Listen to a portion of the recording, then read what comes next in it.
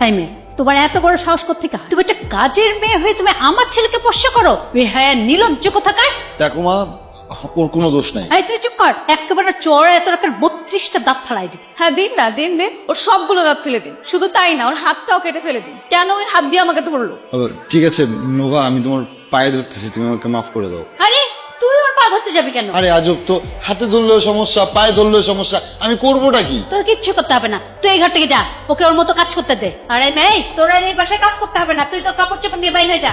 জি না, ও কোথাও যাবে না। হ্যাঁ, কোথাও যাবে না। ওর সাথে আমি আমার ছেলের বিয়ে দিব। কি? হ্যাঁ, সামনে মাসে 23 তারিখে আমি ওদের দুজনের বিয়ে দিব।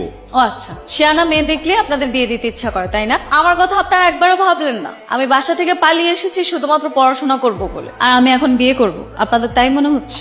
হ্যাঁ, অবশ্যই তুমি পড়াশোনা করবে। আপনাদের সিদ্ধান্তটা ভুল হচ্ছে। আপনার একমাত্র ছেলেকে আমি কেন বিয়ে করব? হ্যাঁ, ও তো ঠিকই বলছে, ও কেন তোমার ছেলেকে বিয়ে করবে? তাই যাও, তুমি তোর কাপড় চোপড় নিয়ে চলে যাও। এই, তুমি চুপ করো।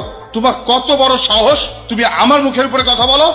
আরে বাপ নাই, মা নাই, বংশ পরিচয় নাই, এরকম একটা মেয়ের সাথে আমার ছেলের বিয়ে দেওয়ার কথা চিন্তা করতেছো তুমি? তাহলে তুমি কার সাথে বিয়ে দিবে? তোমার ছেলে? তোমার ভাগ্নির সাথে? অসম্ভব, ওর সাথে বিয়ে দেবে না। তোমার ভাগ্নি তোমার মাথাটা খেয়েছে। ও কোথায়? ওকে ডাকো, ওকে আজকে মেরে আমি একদম। তোমাকে আর কিছু করতে হবে না, ও বাড়ি ছেড়ে চলে গেছে। আলহামদুলিল্লাহ। মা, তুমি এখান থেকে যাও তো, গিয়ে অনুলিকে কাজ করো। এখানে থাকলে ওরা তোমার মাথা খেয়ে ফেলবে। এসো আমার সাথে, আসো। বাসার কাজের মেয়ে নিজের বিছনার পাশে বসায় রেখে প্রশ্ন টিকছে।